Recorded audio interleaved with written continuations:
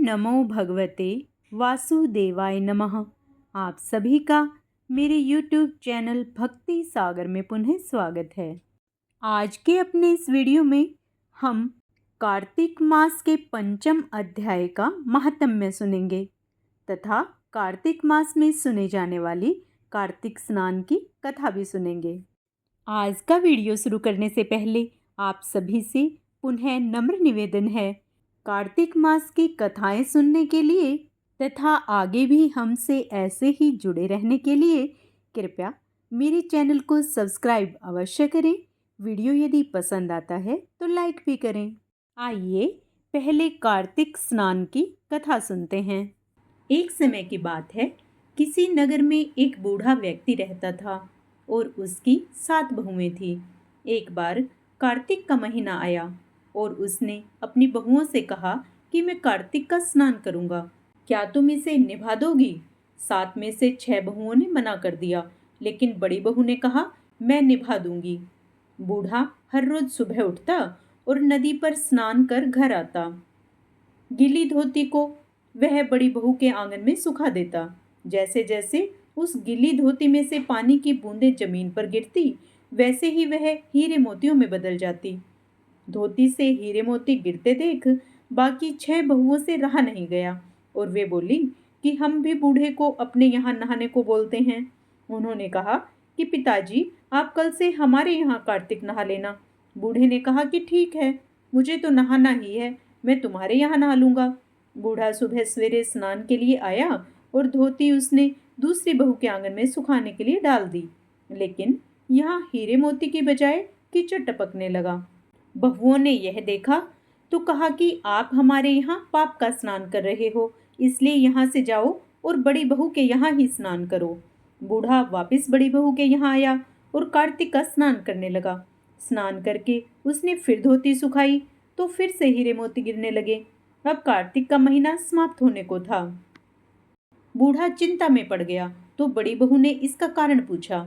उसने कहा कि कार्तिक स्नान समाप्त होने को है और मेरा मन है कि मैं सारे परिवार को एक दिन खाने का न्योता दूं। बड़ी बहू ने कहा कि पिताजी, इसमें चिंता की क्या बात है, आप सभी को बुला लें, मैं खाना बना दूंगी। बूढ़ा सभी को निमंत्रण देने गया तो बाकी बहुओं ने कहा कि जब तक यह घर पर रहेगी हम खाने पर नहीं आएंगे। बूढ़ा फिर से चिंता में घिर गया कि ऐसे कैसे होगा और सूखने लगा। बूढ़े को सूखते देख बड़ी बहू ने कहा कि पिताजी, अब आपको क्या चिंता है? बूढ़े ने बाकी 6 बहुओं वाली बात बड़ी बहू को बता दी, जिसे सुनकर बोली कि पिताजी ठीक है, मैं खाना बनाकर रख जाऊंगी। और उसने वैसा ही किया। खाना बनाकर रख दिया और अपने लिए 4 रोटी लेकर खेत पर चली गई। इधर 6 बहुओं ने खाना खा लिया, लेकिन जाने से पहले बाकी बचे खाने में कंकड़ पत्थर डाल गई कि बड़ी बहू आएगी तो परेशान होगी। इधर खेत में बैठकर बड़ी बहू कहने लगी, राम जी की चिड़िया, राम जी का खेत, चुग लो चिड़िया भर भर पेट। मेरे ससुर ने घर में जगह दी है और मैंने खेत में। चिड़िया को बाजरा डालकर वह घर आ गई। घर आई तो बूढ़ा फिर उदास बैठा था। उसने फिर पूछा, यह उदासी क्यों? सब ठीक ठाक निपट गया ना?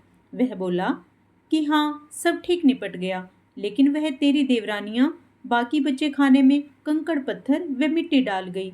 बहू ने कहा कि कोई बात नहीं पिताजी, मैं तो अपने लिए 4 रोटी फिर से बना लूंगी। बहू बूढ़े से बात कर घर के भीतर जाकर खाने को देखती है, लेकिन वह देखती है कि जिस खाने में वह सब कंकड़ पत्थर डाल गई थी वह हीरे मोती में बदल गई।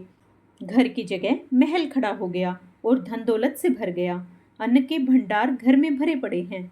वह बूढ़े को बुलाकर कहती है कि पिताजी, आपने तो कहा था कि मेरे लिए कुछ नहीं बचा है, लेकिन यहाँ तो हीरे मोतियों के भंडार हो गए हैं। पूरे घर में धन की वर्षा हो रही है। साधारण सा घर महल में बदल गया है। बूढ़ा बोला, बेटी, तुमने सच्चे मन से कार्तिक स्नान निभाया था, लेकिन बाकी बहुओं ने पापी मन से इसे निभाया, इसलिए कार्तिक देवता तुमसे प्रसन्न हुए और यह फल दिया है। हे कार्तिक देवता, जैसे आपने बड़ी बहू की सुनी वैसे ही सबकी सुनना। जो आपकी कथा को पढ़े या सुने उसकी सभी मनोकामनाएं पूर्ण करना। आइए अब कार्तिक मास के पंचम अध्याय का स्मरण करें। राजा पृथु बोले, हे मुनिजन, आपने कार्तिक और माघ मास का विस्तृत फल कहा। अब इसके विधिवत स्नान की विधि, नियम और उद्यापन की विधि भी आप हमसे कहिए। नारद जी ने कहा कि आप विष्णु भगवान के अंश से उत्पन्न हुए हैं, अतएव यह बात आपको मालूम ही है। तथापि मैं यथोचित विधान आपसे कहता हूँ, उसे सावधान मन से सुनिए। आश्विन मास की शुक्ल पक्ष एकादशी से शुद्ध होकर कार्तिक मास का व्रत करना आरंभ करना चाहिए। इस व्रत को करने वाला सर्वदा रात्रि के चौथे पहर में उठे, जल का पात्र लिए हुए गांव से बाहर पूर्व या उत्तर दिशा में जावे। हमेशा दिन में अथवा सायंकाल को कान पर जनेऊ चढ़ाकर, पृथ्वी पर तृण को बिछाकर, सिर को कपड़े से ढककर, फिर मुंह को यत्न पूर्वक बंद कर, थूक तथा श्वास को रोककर मूत्र का त्याग करे। रात्रि के समय में दक्षिण मुख बैठकर मलमूत्र का त्याग करे। इससे भी आधी आतुर और इससे भी आधी विधि यात्री को करनी चाहिए। सोच कर्म से रहित मनुष्य की समस्त क्रियाएं निष्फल होती हैं। जो मनुष्य मुख शुद्धि दातुन नहीं करता, उसके सब मंत्र निष्फल हो जाते हैं। अतएव दांत और जीभ को बलपूर्वक स्वच्छ करना चाहिए। हे वनस्पति, तू आयु, बल, कीर्ति, तेज, प्रभा, पशु, संपत्ति, ब्रह्म, ज्ञान, बुद्धि, विद्या हमको दे।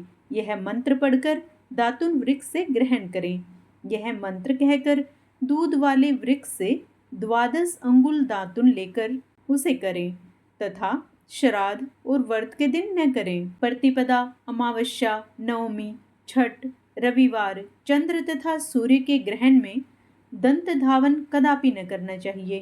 कंटीले पेड़, कपास, पीपल, रेड़, निर्गंध वृक्षों की दातुन नहीं करें। तत्पश्चात फूल माला, चंदन और पान आदि पूजन सामग्री लेकर प्रसन्न मन हो भक्ति पूर्वक विष्णु भगवान अथवा शिव जी के मंदिर जाएं। वहां देवताओं को अर्घ्य, आचमनीय आदि वस्तुओं से अलग अलग पूजन कर प्रार्थना और प्रणाम कर नृत्यादि मंगल कृत्य करें।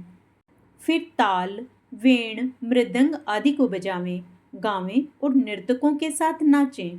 फिर माला, चंदन, तांबुलादिकों को उन गायकों का भी पूजन करें जो गाने आए हों, क्योंकि देवस्थान में गाने वाले में साक्षात विष्णु भगवान की ही मूर्ति है।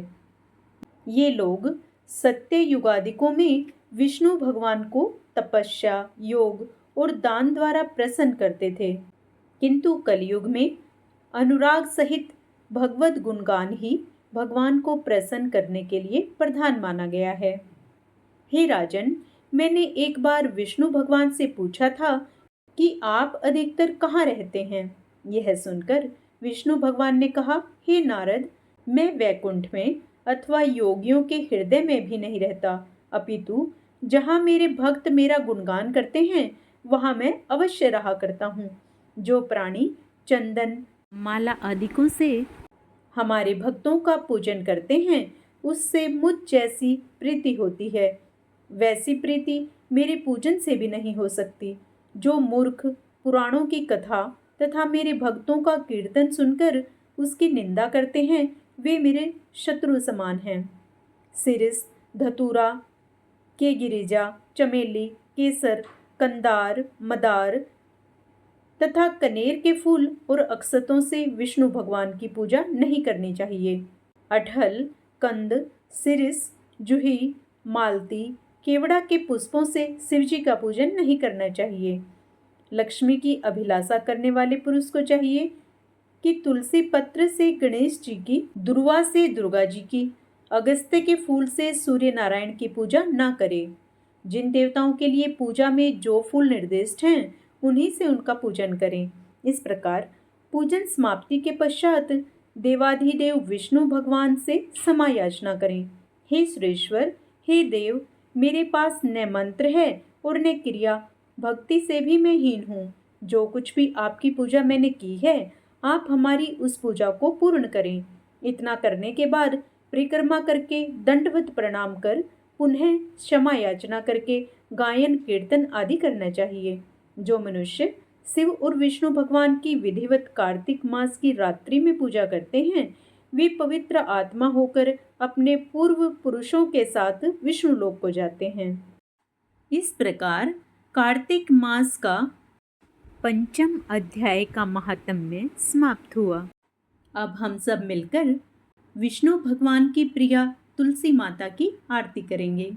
तुलसी महारानी नमो नमो, हरि की पटरानी नमो नमो। तुलसी महारानी नमो नमो, धन तुलसी पूर्ण तप कीन्हो, सालिग्राम बनी पटरानी। जाके पत्र मंजरी कोमल, श्रीपति कमल चरण लपटानी। धूप दीप नैवेद्य आरती, पुष्पन की वर्षा बरसानी। नमो नमो तुलसी महारानी नमो नमो, हरि की पटरानी नमो नमो। 56 भोग 3600 व्यंजन, बिन तुलसी हरि एक न मानी। सभी सखी मैया तेरो जस गावे, भक्ति दान दीजे महारानी। नमो नमो तुलसी महारानी नमो नमो, हरि की पटरानी नमो नमो। तुलसी महारानी